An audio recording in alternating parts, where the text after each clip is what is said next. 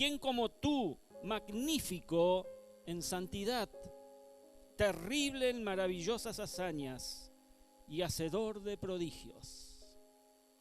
Ese es nuestro Dios, amada iglesia. Magnífico en santidad. No hay nadie como Él, ni en el cielo, ni en la tierra, ni debajo de la tierra, que sea santo como lo es nuestro Padre Celestial.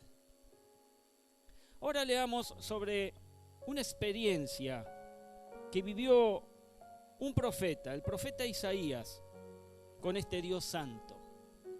Vamos a leer allí en el libro de Isaías, en el capítulo 6, a partir del verso 1. Dice: el año de la muerte del rey Usías, vi al Señor sentado en un trono alto y excelso. Las orlas de su manto llenaban el templo. Por encima de él había serafines, cada uno de los cuales tenía 6 alas. Con 2 de ellas se cubrían el rostro, con 2 se cubrían los pies, y con 2 volaban. Y se decían el uno al otro: Santo, santo, santo es el Señor de los ejércitos. Toda la tierra está llena de su gloria. Al sonido de sus voces se estremecieron los umbrales de las puertas y el templo se llenó de humo. Entonces grité: ¡ay de mí, que estoy perdido! Soy un hombre de labios impuros y vivo en medio de un pueblo de labios impuros, y mis ojos han visto al Rey, al Señor de los ejércitos. En ese momento voló hacia mí uno de los serafines. Traía en la mano una brasa que con unas tenazas había tomado del altar, y con ellas me tocó los labios y me dijo: mira, esto ha tocado tus labios. Tu maldad ha sido borrada y tu pecado perdonado. Entonces oí la voz del Señor que decía: ¿a quién enviaré? ¿Quién irá por nosotros? Y respondí: aquí estoy, envíame a mí. ¿Qué experiencia la del profeta Isaías? Y sabes, iglesia, hablar de los atributos de Dios puede llegar a ser uno de los desafíos más grandes para cualquier predicador, para cualquier persona que quiera introducirse en este tema. Porque, como dice Pablo, ¿quién entendió la mente del Señor? ¿Quién entiende la mente del Señor? ¿O quién fue su consejero? ¿Vos te considerás consejero de Dios? No. ¿Sabes? Es muy difícil hacer esto, tratar de entender a nuestro Señor, porque estamos tratando de describir a Dios, a un Dios todopoderoso, todo omnisciente. Y eso no es fácil, para nada, porque somos seres finitos, chiquititos, tratando con un Dios infinito e inmenso. Pero, ¿de qué estamos hablando cuando traemos a la palestra el tema de los atributos de Dios? Tenemos que saber que los atributos de Dios son aquellas características que hacen a Dios distinto a todo lo que es creado, todo lo que fue creado, incluyendo a nosotros mismos, los seres humanos. A los atributos de Dios, los teólogos los han clasificado en 2 grupos, en 2 clases. Están los comunicables y están los atributos incomunicables. Los atributos incomunicables son aquellos que no pueden ser transferidos a alguna criatura, como sería su eternidad, como es su omnisciencia, su trascendencia, etc. Son atributos que a ninguna criatura se le pueden ser transferidos. Estos son atributos que no podemos poseer nosotros. No hay nada de su eternidad, de esa eternidad de Dios, que Él pueda pasarnos, cedernos a nosotros. ¿Entendés esto? Mientras que los atributos comunicables son aquellos donde Dios comparte algunas cosas de Él con nosotros, como ser su amor, su fidelidad, su misericordia, su santidad, entre otras cosas. Dios es pues un ser inmortal. Dios es un ser intachable, inalterable, incomparable. Dios es inigualable y es perfecto. Él es inescrutable. Dios es insondable. Y entre todos estos atributos, el atributo de su santidad es el más grande. ¿Por qué? Bueno, porque es lo que lo hace estar separado de toda corrupción moral. Dios muestra hostilidad, Dios muestra rechazo hacia todo tipo de corrupción.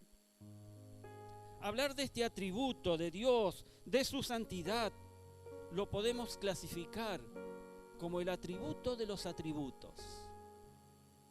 Y a través de este mensaje, mi amada iglesia, quiero que veamos que humanamente hablando, nos gustan algunos atributos más que otros. Y este de la santidad de Dios no es el más popular entre los cristianos. Es lamentable, pero es así. No es el más popular entre los cristianos. ¿Por qué? Bueno, porque ser salvo, como decía al principio, es una cosa, pero la santidad es otra cuestión. Porque la salvación es un regalo de Dios por medio de la fe en Jesucristo. Pero la santidad es el resultado de una vida transformada por el Espíritu Santo. La salvación es el inicio de una relación con Dios. Es el primer paso que el hombre da hacia Dios. Pero la santidad es el proceso de crecer en esa relación y parecernos cada día más a Jesucristo. La Biblia nos llama a buscar la santidad como una forma de agradar a Dios y de dar testimonio de su gracia. Y no todos los cristianos, lamentablemente, están dispuestos a esto, ya que no nos gusta. Sí, mis amados, no nos gusta escuchar sobre los atributos de su justicia, de su ira, de su poder, de su juicio, sino que nos gusta escuchar lo lindo sobre el amor, su bondad, sobre su misericordia. Mis amados, queremos escuchar siempre mensajes de aliento, esos mensajes positivos, mensajes que no nos estresen. Salir del culto sin sentir el compromiso de que algo tengo que dejar o cambiar en mi vida. Yo no sé cómo te vas a ir hoy de aquí, pero espero que te vayas con el compromiso de que hay algo que tenés que dejar o cambiar en tu vida. Pero aquellos mensajes en donde debemos tomar algunas decisiones drásticas, tales como este de la santidad, con sus demandas, con sus modos, no nos sentimos animados a oírlo. Muchas veces, cuando se habla de santidad, nuestro oído apunta hacia otra onda. Sin embargo, este es el atributo en el cual más debes poner atención. Vuelvo a repetirte, es el atributo sobre el cual debes poner más atención. ¿Y sabes por qué? Porque sin santidad nadie verá al Señor, dice la Biblia. Sin santidad nadie verá al Señor. Entonces, tomando y partiendo, después de esta introducción, tomando y partiendo de esta premisa de que nadie verá al Señor sin santidad, Veamos la naturaleza entonces de este atributo. ¿Me siguen? Consideremos cuán serio es comenzar el año hablando de esto, porque es el deseo del Padre que la santidad sea nuestra búsqueda a lo largo de este año. Notemos que la santidad es el atributo que se repite 3 veces. Y se decían el uno al otro allí en Isaías, verso 3 del capítulo que leímos, capítulo 6. Y se decían el uno al otro: Santo, santo, santo es el Señor de los ejércitos. Y en el marco de esta sublime declaración, vemos una triple visión del profeta. La visión de la gloria de Dios. Vemos la visión de su propia condición frente a esto. Y vemos la visión de lo que sería su misión. Una visión de la gloria de Dios, oyendo que Él es 3 veces santo, no puede dejar a ningún hombre igual. Aquella visión que tuvo Isaías debió ser la del Cristo preencarnado, porque la Biblia dice que nadie puede ver a Dios y vivir allí en el Éxodo 33:20. Y esta palabra repetida 3 veces es una absoluta referencia a la santidad de Dios.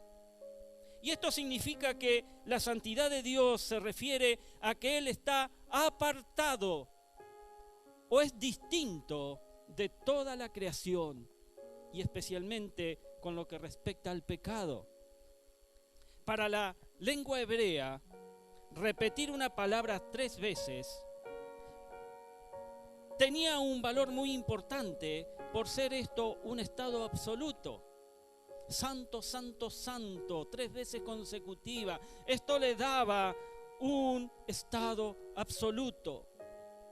Y no hay ningún atributo repetido de esta manera.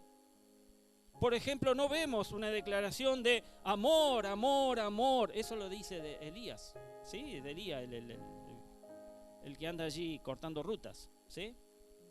Pero la Biblia en ningún lado vamos a ver que dice amor, amor, amor, o fidelidad, fidelidad, fidelidad. Esto nos confirma por qué la santidad es el atributo más excelso y sublime de la gloria de Dios. No cesaban día y noche de decir santo, santo, santo, dice Apocalipsis allí en el capítulo 4. Y vemos que la experiencia que tuvo Isaías también la experimentó Juan, el apóstol Juan. La referencia es a los 4 seres vivientes con las mismas características que se relata en el Apocalipsis, de las 6 alas, pero con ojos por todas partes. Otra diferencia es que esos seres, serafines o querubines, no cesan, o sea, no paran de decir siempre la misma alabanza: santo, santo, santo. El puritano Stephen Charnock, un autor famoso de hace varios años atrás, por escribir cientos de páginas acerca de los atributos de Dios, este hombre ha dicho o ha escrito que sin la santidad de Dios, estas serían las características. Y presta atención, su paciencia sería una indulgencia para pecar. Su misericordia sería como un cariño. Su ira sería una locura. Su poder una tiranía. Y su sabiduría una astucia indigna. Su justicia sería una crueldad. Su verdad una falsedad. Y su soberanía una usurpación. La idea de Charnock es que la santidad de Dios es el fundamento de todos sus demás atributos. Y que sin ella, sin esa santidad, Dios no sería digno de adoración ni de confianza. Cuando hablamos de la santidad de Dios, iglesia, pronto descubrimos con qué clase de personas lidiamos. porque este es el atributo más odiado de todos. Y la razón es porque Dios a través de esto nos confronta con nuestros pecados e iniquidades. Cuando vos buscas la santidad, te vas a encontrar frente a un espejo, como se encontró Isaías allí, diciendo: soy muerto, porque nos damos cuenta realmente de cuán miserables pecadores somos. Cuando estos ángeles, cuya función permanente es exaltar la gloria de Dios, están haciendo su trabajo todo el tiempo, esa es su tarea, están revelando el carácter sagrado de Dios y por qué Él odia tanto el pecado. La santidad es lo que separa a Dios del resto de todo lo creado. Por eso es proclamado de esta manera. Pero tengo que decir que también hay un santo Hijo y un santo Espíritu. El canto y el reconocimiento constante de los serafines son para el Padre, son para el Hijo y son para el Espíritu Santo. En el mismo Apocalipsis, en el capítulo 3:7, Jesucristo se define como santo y verdadero. Después léalo en su casa, Apocalipsis 3. Santidad es el término usado por el Señor Jesús para referirse a sí mismo. Y en el capítulo 14 del Evangelio de Juan, Jesús hace la mejor revelación del trabajo de la Santa Trinidad. Jesús va a la cruz y luego de morir irá al cielo. Pero antes de eso les dice a los entristecidos discípulos que no se angustien, allí en el verso 1 del capítulo 14. Que no se angustien. Y después, en el verso 18 les dice que no los dejaría huérfanos. Pero en los versículos 16 y 17, Jesús hace el anuncio de su nueva venida. Él les dice que va a volver, pero en la persona del Espíritu Santo. Cuando Él parte, el Consolador iba a ocupar su lugar sobre la tierra. Ese Espíritu, además de ser santo, también lo llamo Espíritu de verdad. Pero además dice que sería el Consolador a quien el Padre estaría enviando en su nombre. Y de esta manera, entonces, Jesús no lo llama Espíritu de amor, sino que lo llama Espíritu Santo. Así tenemos que Jesús en un mismo capítulo, el capítulo 14 de Juan, después léalo en su casa, habla del Padre enviando al Espíritu Santo y Jesucristo regresando al Padre. La Trinidad, Padre, Hijo y Espíritu Santo. Qué pasaje tan sublime para describirnos el trabajo de la Santa Trinidad. Y con esto llegamos a la conclusión que Jesucristo también es el Santo de Israel. Dios es glorioso en su santidad. El Padre, el Hijo y el Espíritu Santo es de igual manera el Espíritu infinito y eterno, pero revelado en Cristo Jesús. Amén. Pero debemos entender también que la santidad es el atributo que describe a Dios. Dios frente a los ídolos se presenta como el santo. Allí en Isaías capítulo 40, 25 dice: ¿con quién entonces me compararán ustedes? ¿Quién es igual a mí? Dice el santo. En este pasaje, el profeta Isaías habla de los ídolos de fabricación casera como vanos e inútiles.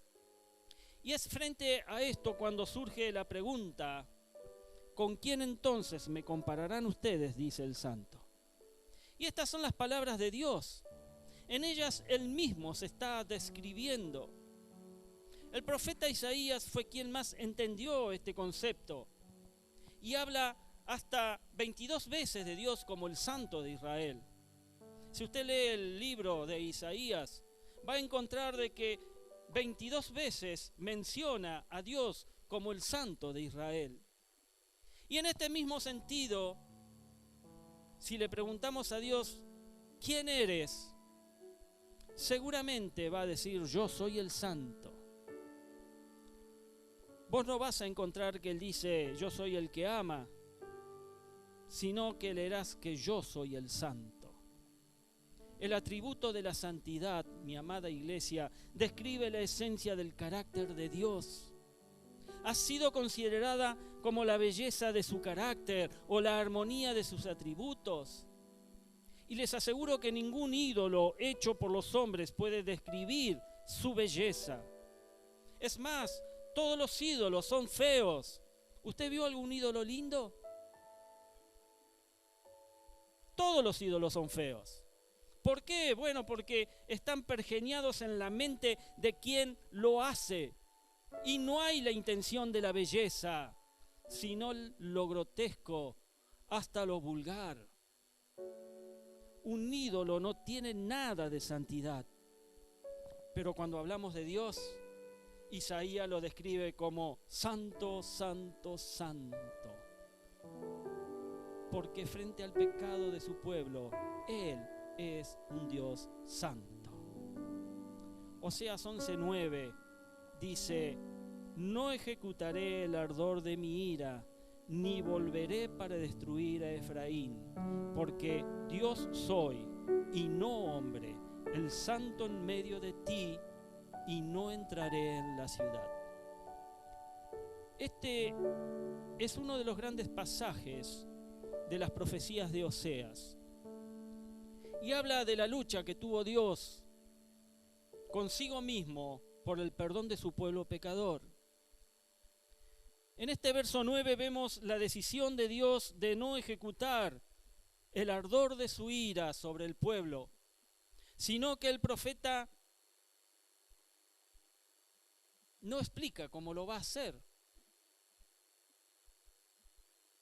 Pero cuando llegamos a la carta de Pablo a los Romanos, allí en el capítulo 3, Pablo se refiere a el Hijo de Dios como la apropiación por nuestros pecados. Y mediante la fe de su sangre, aprendemos cómo Dios puede pasar por alto el pecado. Y la única manera de entender lo dicho por Oseas respecto a Dios, no ejecutando su ira contra el pueblo, es porque con el sacrificio de Cristo, muchos años más adelante, Dios aplacó su ira. Hemos dicho que un Dios 3 veces santo no puede ver el pecado y no condenarlo. Esa es la explicación de la ira hacia su pueblo.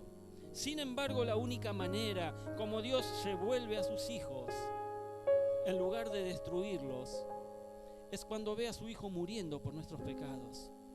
Y es allí cuando se vuelve al pecador en su condición y exclama con estas preguntas tan llenas de misericordias en el verso 8, ¿cómo podré abandonarte, oh Efraín? ¿Te entregaré yo a Israel? La única manera como esto no sucede es cuando el hombre se vuelve a Dios a través de la persona de Jesús. Y la palabra que se usa para referirse a Dios como un ser santo y su santidad es Kodesh. Kodesh. Esta palabra define su total separación del resto de lo creado. Esto quiere decir que Dios es único en su clase, que no tiene parecido. En otras palabras, no hay un ser como Dios. Nadie es más alto, nadie es más grande, nadie es más santo que Dios. Y otra palabra para hablar de la santidad de Dios es Kadash. Esta palabra habla de su pureza, de un ser sagrado y santo. Dios es sagrado y moralmente puro en su esencia, llegando a ser totalmente separado de lo demás en toda su existencia.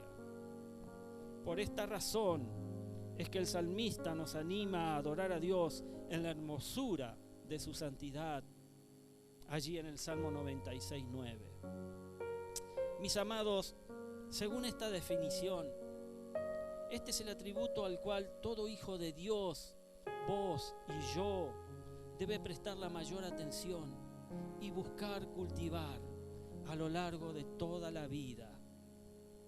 En este sentido debemos saber que Dios odia, aborrece todo tipo de pecados en nuestras vidas, porque su santidad no es compatible con nada que se llame pecado en nosotros. ¿Estás ahí? Un ejemplo de ver la seriedad de Dios en torno a este atributo de su santidad fue cuando expulsó a Satanás del cielo y después expulsa a Adán y a Eva del mismo paraíso.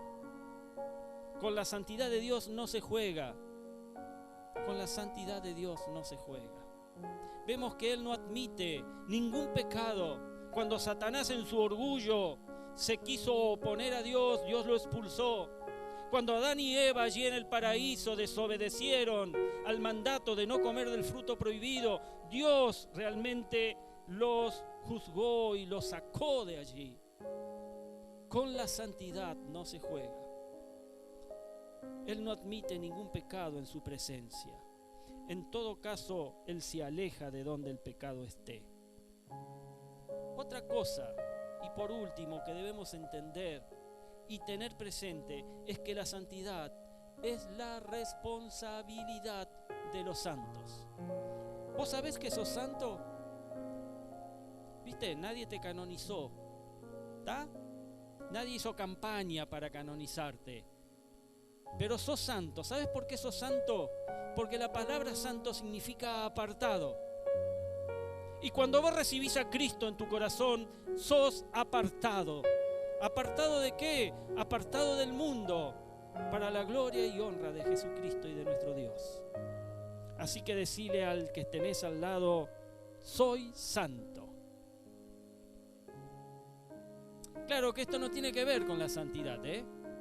La santidad es otra cosa. La santidad es un proceso que se tiene que comenzar a elaborar a partir de ese primer paso. Pero la santidad es la responsabilidad de los santos. Es tu responsabilidad, mi hermano. Sean santos, dice la Biblia, porque yo soy santo. Allí en la primera carta de Pedro, capítulo 1, verso 16. Sean santos porque yo soy santo. Dios pone la vara alta. Vaya que sí. Y estoy consciente que cuando tratamos este tema de la santidad como el atributo de los atributos de Dios, y luego somos confrontados con textos como este, sean santos porque yo soy santo, pronto nos sentimos tocados, nos sentimos juzgados, hasta sucios al ver nuestra condición humana y sobre todo nuestra condición pecaminosa. Pero si queremos conocer a Dios y relacionarnos con Él, este es el camino. Nuestra visión de Dios nunca irá más allá de ser algo trivializado, a menos que tomemos muy en serio este imperativo bíblico de ser santos como Él es santo. He escuchado en estos días acerca de la santidad de Dios y me llamó la atención una frase. Esta frase decía: los creyentes corremos el peligro de reducir a Dios a una divinidad manejable, que podamos manipular, engañar, y que podamos convertir a ese Dios en nuestra mente en alguien que siempre está dispuesto a perdonarnos de una manera tan superficial, hasta el punto de decir: yo puedo pecar porque Dios siempre me perdonará, porque ese es su trabajo. Vaya frase, ¿verdad? Y sabes, mi hermano, esta es la idea de la mayoría de las personas en el mundo y muy lamentablemente de algunos creyentes. Este es un serio peligro. Y esta es la característica de esta generación que vivimos hoy, aún dentro de las iglesias. Pero el texto me demanda ser santo porque Dios es santo. Y la santidad es el camino más exigente para vivir una vida cristiana transparente. Y para lograr eso debes permitir a la santidad de Dios quemar todas tus impurezas. consumirlas. Isaías 6, del 6 al 7, dice: en ese momento voló hacia mí uno de los serafines y traía en la mano una brasa que con unas tenazas había tomado del altar. Con ella me tocó los labios y me dijo: mira, esto ha tocado tus labios, tu maldad ha sido borrada y tu pecado perdonado. El asunto más importante de la visión de Isaías no solo fue ver al Señor en ese estado de gloria, sino verse a sí mismo como un hombre pecador y verse a sí mismo con una luz nueva, con una nueva luz, una nueva oportunidad y una nueva posibilidad que Dios le estaba dando. Y cuando nos vemos a nosotros mismos a la luz de la gloria y la santidad de Dios, es en ese momento cuando nos damos cuenta cuán lejos hemos caído de esa maravillosa imagen. Cuando nos encontramos frente a este atributo divino que es la santidad, vemos nuestra propia contaminación. Y entonces gemimos como Isaías: ¡ay de mí, que soy muerto! Y la verdad es que nos hemos vuelto muy insensibles, nos hemos vuelto muy religiosos en la adoración de su santidad. Podemos llegar a la casa de Dios como lo han hecho hoy. Podemos hablarnos, podemos saludarnos, nos sentamos, revisamos el celular, pero no hay una expectación, no hay una expectativa de algo que va a suceder en el culto. ¿Usted vino hoy con una expectativa de que algo iba a suceder en el culto? Amén, gloria a Dios. Pero te tengo que preguntar, para alguno quizás, ¿cuál fue la expectativa de Isaías en la casa del Señor? ¿Cuál fue esa expectativa? Isaías vio a Dios y vio su pecado, y fue en ese reconocimiento de su indignidad que voló hacia él un serafín con un carbón encendido y tocó sus labios impuros, con el que se sintió limpio de su pecado, para luego aceptar la comisión y así poder decir: heme aquí, envíame a mí, en el verso 8. Mi hermano, la santidad de Dios tiene que sacudir todo nuestro ser, tiene que sacudir todo nuestro ser. Ahora te pregunto, ¿cuál es tu experiencia en la casa del Señor? ¿Te sentís sacudido? Pase adoración, por favor. Pase el equipo de alabanza. ¿Cuál es tu experiencia en la casa del Señor? Pues te digo que la santidad de Dios me confronta con mis pecados. ¿Son mis pensamientos puros? Quiero que te preguntes esas cosas. La santidad de Dios me confronta con mis palabras. ¿Son mis palabras corrompidas? La santidad de Dios me confronta con lo que veo. ¿Hay codicia en mis ojos? La santidad de Dios me confronta cómo me visto. ¿Me visto para el Señor o para que vean mi cuerpo? La santidad de Dios me confronta con lo que hago. ¿Y lo que hago glorifica a Dios? La santidad de Dios me confronta en cómo cuido mi cuerpo. ¿Glorifico a Dios en el cuidado de mi cuerpo? Y por último, la santidad de Dios me confronta con mi devoción. ¿Adoro de corazón la santidad de Dios? ¿Es esto lo que más busco? ¿Es esto lo que más anhelo en mi vida? ¿Sabes, mi hermano? Si a estas preguntas hay varios no, como respuesta, hoy Dios te está dando la oportunidad de que dejes que, como a Isaías, un carbón encendido toque tu vida y queme todo aquello que no sirve y comiences el camino de vivir una vida en santidad. Amén. La santidad de Dios es el atributo más relevante a lo largo, a lo ancho y a lo alto de toda la Escritura. Tan grande es la santidad de Dios que cuando Él se topa con el pecado lo destruye. Dios mató a los hijos de Aarón porque ellos ofrecieron fuego extraño en el altar de su santidad. Dios mató a los hijos del sacerdote Elí por sus pecados. Y Dios casi destruye a su propio Hijo, Jesucristo, cuando Él llevó nuestros pecados, cuando Él cargó nuestros pecados, poniéndolos sobre sus hombros, cuando deberíamos ser nosotros los que lo tendríamos que haber hecho.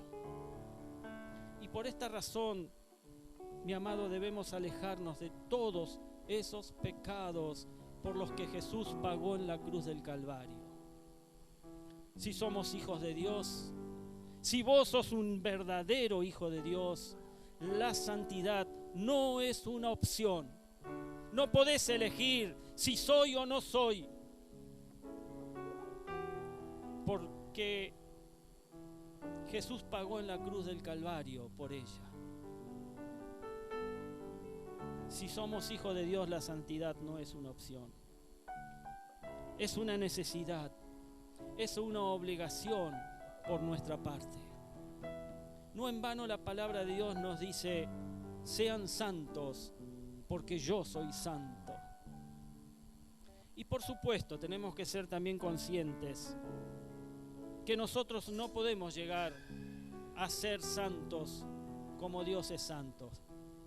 La vara es muy alta y ningún hombre, ninguna mujer la va a alcanzar jamás sobre esta tierra. Pero sí podemos vivir en santidad. Sí podemos mejorar todos los días nuestra santidad, porque el Espíritu Santo vive en nosotros.